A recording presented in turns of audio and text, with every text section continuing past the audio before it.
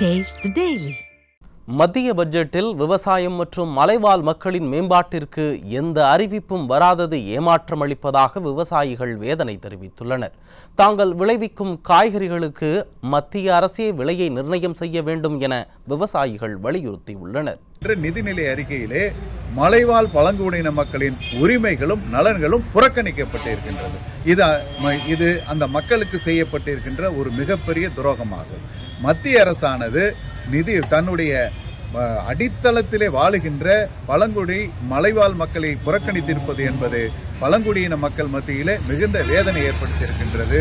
உடனடியாக மத்திய அரசானது இதனை மாற்றம் செய்து பழங்குடியின மலைவாழ் மக்களினுடைய நலனுக்கு ஏற்றவாறு நிதிநிலையிலே திருத்தம் செய்து அறிவிக்கப்பட வேண்டும் என்று கோரிக்கை வைக்கின்றோம்.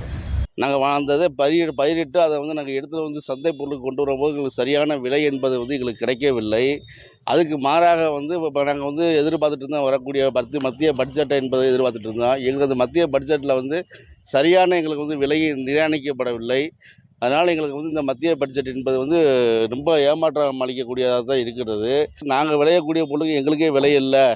சந்தையை கொண்டு போனாக்கா இன்றைக்கி 8 ரூபாய்க்கு விற்கக்கூடிய பொருள் இன்றைக்கி 4 ரூபாய்க்கு விற்கக்கூடிய பொருளாக அதிலே ஜிஎஸ்டி இதெல்லாம் போயிடுது.